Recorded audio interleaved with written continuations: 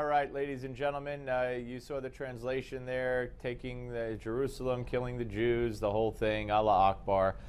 Joining us now is Jeffrey Lord, contributing editor at the American Spectator, former aide to President Ronald Reagan. And Jeffrey, good to talk to you again, sir. Good to talk to you, my friend Steve. Well, you wrote a great piece at the American Spectator, and the title of it is "So Begins World War IV." And I started saying to myself, well, I started adding up, wait a minute, World War IV, well, the Roman numerals I, V, I know that's 4. And of course you counted the Cold War, which you said was Roman numeralless, as 3. And are we on the brink of World War III or 4, whatever you want to call it? Well, you know, it is pretty scary here. I went back and took a look at how these previous wars got launched. And events went on for years before the trigger was pulled. And I make the point that, you know, historians go back into the late 19th century for the events that began to build up to what became World War I with the assassination in June of 1914 of the Archduke Ferdinand, the Austrian Archduke. And that quickly launched World War I. The ending of World War I and how it ended, basically, we spent 2 decades with that building to the Nazi invasion of Poland on September 1st of 1939. And almost as soon as the peace treaty was signed on the decks of the USS Missouri in September of 1945, the Cold War was beginning.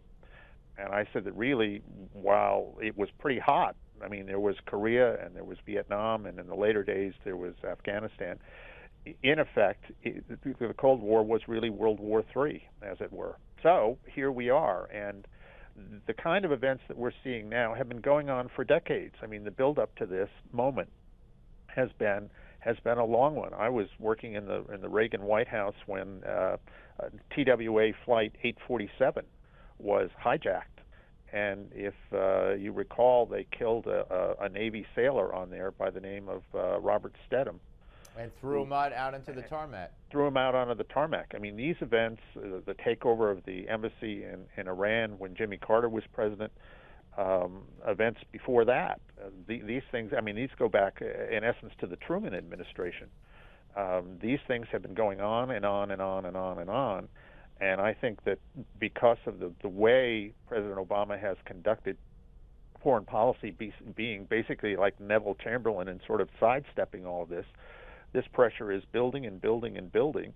And I think now we have a big problem on our hands. And of course, these folks are in search of a nuclear weapon and how to get it here. They've got American passports. They've got You're talking about ISIS, ISIL, That's Islamic right. State, whatever. Yeah, you're not even talking about Russia, as that tension mounts today with the Ukrainians blowing up Russian convoys. So you're not even, it's weird, isn't it, that we're sitting here talking about this ISIS group and not even talking about Russia, which is what we were talking about maybe a month or 2 ago if we were looking ahead as a possible worldwide conflict. You know, one of the things that is said oftentimes, I've said it, I think lots of people say it, is they say something along the lines of, well, America shouldn't be the world's policeman. And I think we all like to believe that, but in point of fact, I think we're seeing what happens when America isn't the world's policeman. There is no one else that can do this, that can keep a lid on these various situations, because when you remove that hand, when you remove that lid, as it were, things explode. And I think that's what we're seeing here. And it's the Ukraine today and Iraq and Syria and on and on and on this is going to go, and it's going to get worse. I mean, I don't think there's any doubt about this whatsoever, and we have a president who's just not inclined to deal with this. He has a whole other approach which frankly just boggles the mind. I mean, I noticed in doing a column yesterday, they put out a statement back in October of 2011, and it was headed, this is on the official White House blog, President Obama ends the Iraq War. Well, if they think that, well, now, know, of course, I ended by saying, what are they smoking there? I realized marijuana is being legalized all over the place. Well, now, of course, he says that when he was asked, how do you feel about taking all the troops out of Iraq, he said, I didn't do it. Right. Right. He also said, yesterday, as he's reiterated time and time again, that this is a political problem. That Maliki had to go, and now, of course, it's up to the Iraqi government now to be inclusive. And I've said this over and over, and I'll say it again, as if ISIS gives a darn what the Iraqi parliament looks like and is ever going to stop their march to as big a caliphate as they could get. That's right. That's exactly right.